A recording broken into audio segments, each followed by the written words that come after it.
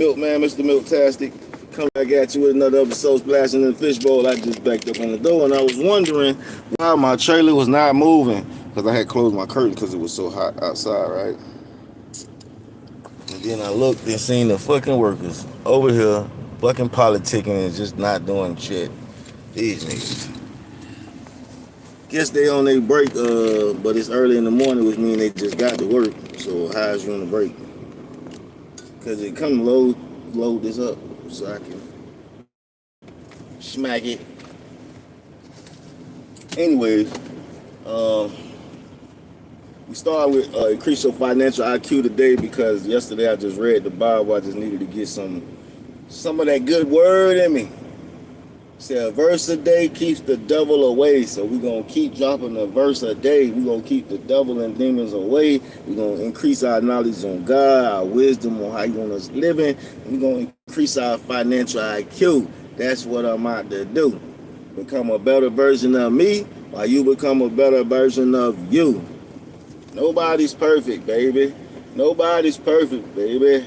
But you're perfect for me. All right, new capitalism. On August 9th until 2000, lost billions of dollars. The U.S. Federal Reserve Bank was injecting billions of dollars into the banking system, doing its best to stop the panic in the real estate, stock, and bond markets. This injection of capital is an example of how new capitalism operates, an economic system built on debt and manipulation by central bankers playing games with the world's money supply. It's almost like you and I using a credit card to pay our credit card bills. Later that week, I was asked to be a guest on 2 television and 3 radio programs to comment on the crash. The host wanted to know what I thought about it, as well as what I thought about the Federal Reserve injecting cash into a crashing market, and whether the Federal Reserve Bank should save the market by lowering interest rates. In all of my interviews, I said, I don't like the central banks manipulating the market. I don't feel the government should bail out the rich hedge funds and financial institutions, shielding them from their own greedy mistakes. I also said, I do feel for the little guy. And one day, millions of hardworking people who do not play games with money, watch their homes decline in value in the real estate market, their savings decline in value in the bond market, and their retirement portfolio decline in value in the stock market. When asked if I was continuing to invest, I said yes. When asked if I thought it was risky to be investing in crashing markets, I replied, there is always risk. I then completed my thoughts by saying the ups and downs of markets do not affect why I invest or what I invest in. Although the question was not asked, I thought a better question might be, what is the difference between the financial planner who was negative on real estate and my point of view about investing in real estate? While so many people were panicking, was I excited about buying more property? The answer to those questions are provided in this chapter through 2 financial concepts, control and leverage. As stated repeatedly in this book, the rules of money changed after 1971 and 1974. There are new rules and a new capitalism. In 1974, millions of workers began losing their paychecks for life, known as a defined benefit pension. They now had to save and invest for their retirement in defined contribution plans. The problem is most people have very little financial training or education. In order to invest for their retirement property, and another rule of capitalism requires workers to invest in assets have no control and no leverage over. During market crashes, almost can do is watch helplessly as the financial hurricane whipsaws their wealth and financial security. The new capitalism puts millions of workers' money into investments that allow them very little control or leverage.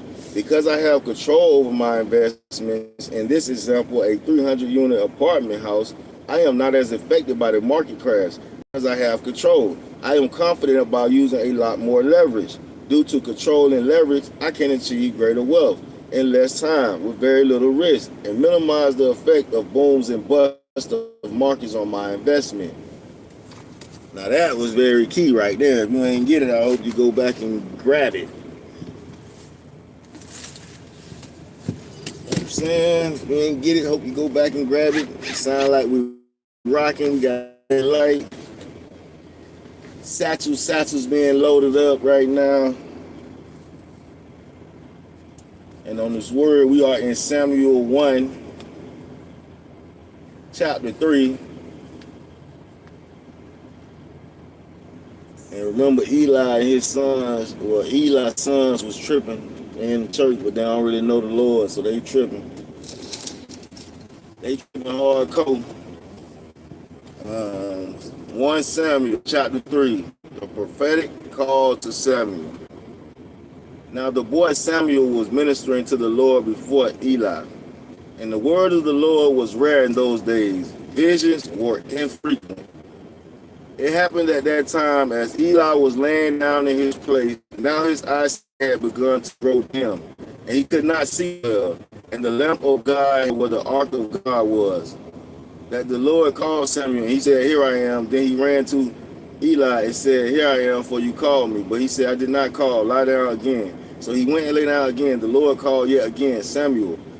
So Samuel arose and went to Eli and said, "Here I am, for you called me." But he answered, "I did not call, my son. Lie down again." Now Samuel did not yet know the Lord, nor had the word of the Lord yet been revealed to him. Now that's funny to me that they saying he ain't know the word, or the word hadn't been revealed to him. But earlier chapters it said he was ministering to Eli. Like, what was he ministering to him about? If he didn't know the word, or the word that had came to him yet, how could he minister to Eli? So now that it's saying, now Samuel did not yet know the Lord, nor had he heard the word of the Lord yet being revealed to him. If he didn't know the Lord, or the word of the Lord hadn't been revealed to him, what was he ministering to Eli about? That's my question. Let's continue though. So the Lord called Samuel again for the third time, and he arose and went to Eli and said, "Here I am, for you called me." Then Eli discerned that the Lord was calling. And Eli said to Samuel, "Go, lie down, and it shall be, if he calls you, that you shall say, 'Speak, Lord, for your servant is listening.'" So Samuel went and lay down in his place. Then the Lord came and stood and called as at other times, "Samuel, Samuel." And Samuel said, "Speak, for your servant is listening." The Lord said to Samuel, "Behold, I am about to do a thing in Israel at which both ears and everyone who hears it will tingle. And that day I will carry out against Eli all that I have spoken concerning his house, from beginning to end. For I have told him that I am about to judge his house forever for the iniquity which he knew, because his sons brought a curse on themselves, and he did not rebuke them. Therefore I have sworn to the house of Eli that the iniquity of Eli's house shall not be atoned for by sacrifice or offering forever." So Samuel lay down until morning. Then he opened the doors of the house of the Lord. But Samuel was afraid to tell the vision to Eli. Then Eli called Samuel and said, "Samuel, my son." And he said, "Here I am." He said, "What is the word that he spoke to you? Please do not hide it from me. May God do so to you, and more also, if you hide anything from me of all the words that he spoke to you." So Samuel told him everything and hid nothing from him. And he said, "It is the Lord. Let him do what seems good to him." Thus Samuel grew, and the Lord was with him, and let none of his words fail. All of Israel from Dan even to Beersheba knew that Samuel was confirmed as a prophet of the Lord. And the Lord appeared again at Shalom, because the Lord revealed himself to Samuel at Shalom by the word of the Lord. Okay, and that's the chapter for today, but we got a red light. They still loading, so we're going to keep on going. Samuel seems pretty interesting. I like Samuel so far. Seems pretty interesting now. Philistines take the ark in victory. Thus the word of Samuel came to all Israel. Now Israel went out to meet the Philistines in battle and camped beside Ebenezer, while the Philistines camped in Apik. The Philistines drew up in battle array to meet Israel. When the battle spread, Israel was defeated before the Philistines, who killed about 4,000 men on the battlefield. When the people came into the camp, the elders of Israel said, "Why has the Lord defeated us today before the Philistines? Let us take to ourselves from Shalom the ark of the covenant of the Lord, that it may come among us and deliver us from the power of our enemies. So the people sent to Shalom, and from there they carried the ark of the covenant of the Lord of hosts, who sits above the cherubim, and the two sons of Eli, Hophni and Phinehas, were with the ark of the covenant of God. As the ark of the covenant of the Lord came into the camp, all Israel shouted with a great shout, so that the earth resounded. When the Philistines heard the noise of the shout, they said, "What does the noise of this great shout in the camp of the Hebrews mean?" Then they understood that the ark of the Lord had come into the camp. The Philistines were afraid, for they said, "God has come into the camp." And they said, "Woe to us, for nothing like this has happened before. Woe to us! Who shall deliver us from the hand of these mighty gods? These are the gods who smote the Egyptians with all kinds of plagues in the wilderness. Take courage and be men, O Philistines, or you will become slaves to the Hebrews, as they have been slaves to you. Therefore be men and fight." So the Philistines fought, and Israel was defeated, and every man fled to his tent, and the slaughter was very great. For there fell of Israel 30,000 foot soldiers, and the ark of God was taken, and the two sons of Eli, Hophni and Phinehas, died. Now a man of Benjamin ran from the battle line and came to Shalom the same day with his clothes torn and dust on his head. When he came, behold, Eli was sitting on his seat by the road, eagerly watching, because his heart was trembling for the ark of God. So the man came to tell it in the city, and all the city cried out. When Eli heard the noise of the outcry, he said, "What does the noise of this commotion mean?" Then the man came hurriedly and told Eli. Now Eli was 98 years old, and his eyes were set so that he could not see. The man said to Eli, "I am the one who came from the battle line. Indeed, I escaped from the battle line today." And he said, "How did things go, my son?" Then the one who brought the news replied, "Israel has fled before the Philistines, and there has also been a great slaughter among the people. And your two sons also, Hophni and Phinehas, are dead, and the ark of God has been taken." When he mentioned the ark of God, Eli fell off his seat backwards beside the gate, and his neck was broken, and he died, for he was old and heavy. Thus he judged Israel 40 years. Now his daughter-in-law, Phinehas' wife, was pregnant and about to give birth. And when she heard the news that the ark of God was taken, and that her father-in-law and her husband had died, she kneeled down and gave birth, for her pains came upon her. And about the time of her death, the woman who stood by her said to her, "Do not be afraid, for you have given birth to a son." But she did not answer or pay attention.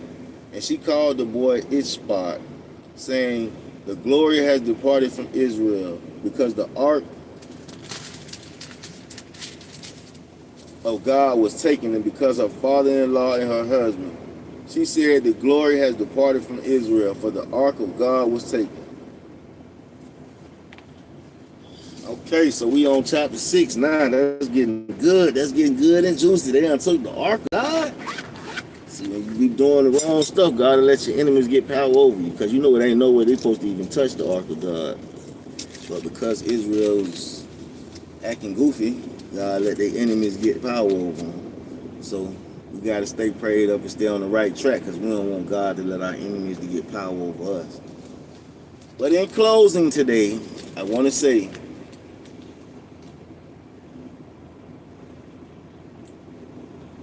life gonna have ups and downs.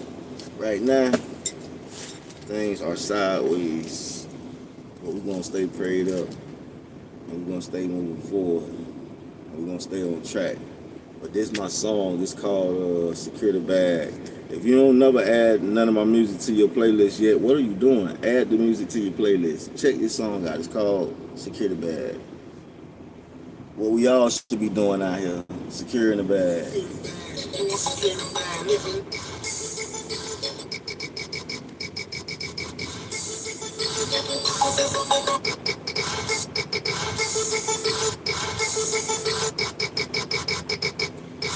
No, it's not skipping. That was me acting like a DJ. She just wants to secure the bag. She just wants to secure the bag. She just wants to secure the bag. Lick it, all that ass. She just wants to secure the bag. She just wants to secure the bag. She just wants to secure the bag. She just wants to secure the bag. She just wants to secure the bag. Can't be out here going bad, knowing that you need cash, you gotta go secure the bag. We ain't asking getting cash, and we get into it fast, we gon' go secure the bag. Everybody want that, and everybody need that, you gotta go secure the bag. Yeah. Everybody want that, and everybody need that, you gotta go secure the bag. Hustle, work, or twerking, you gotta put some work in. Can't be out here working, I gotta be for certain. I'ma get the cash in my hand, can't be out here playing. I'ma be the one to get it in. Tell the mastermind the plan, then I quarterback the play. Tell me what you trying to say, got the whole team with me. Everybody getting plays, everybody getting cash, a big bag, straight cash. That's just how you do that, gotta keep it cool straight. Everybody too paid, can't be out here acting like a crab. Bust them bags in half, money they count. Big old amounts, once you figure it out, better find a paper route, gon' hustle it out. Till you pay, made your money's been made, there's no time to wait, you gotta hustle all gas, no freight. Can't be out here doing bad, knowing that you need cash, you gotta go secure the bag. We ain't asking getting cash, and we get into it fast, you gon' go secure the bag. Everybody want that, and everybody need that, you gotta go secure the bag. Everybody want that, and everybody need that, you gotta go secure the bag. Money not a problem. Money not a problem. Shake that ass. Secure the bag. Ain't nobody watching me. Right skin, dark skin, baby, I'm playing. Whatever you want, you can get the thing. Red bottom shoes. You can just choose. Man, all good. Keep a nigga who good. Trying to be first when I'm out here. Asking for money, but a nigga got nothing. What you want from me? I can't even see. Keep it hotter than hell. You fucking with real. Always been a player, and that girl I want, I just choose. You understand this? I would never ever lose. Get me out here confused with another motherfucker. I might have been a hustler, I might have been a hustler. You never gonna catch me bad. Welcome back, welcome back. What's up, Mikhail? Welcome back. Secure the bag. Just previewing this song. It's called Secure the Bag. You can type in Secure the Bag on any playlist, anything you listen to music on, and add me to the playlist. Can't be out here doing bad, knowing that you need cash, you gotta go secure the bag. We ain't asking getting cash, so we get into it fast. We gon' go secure the bag. Everybody want that, everybody need that, you gotta go secure the bag.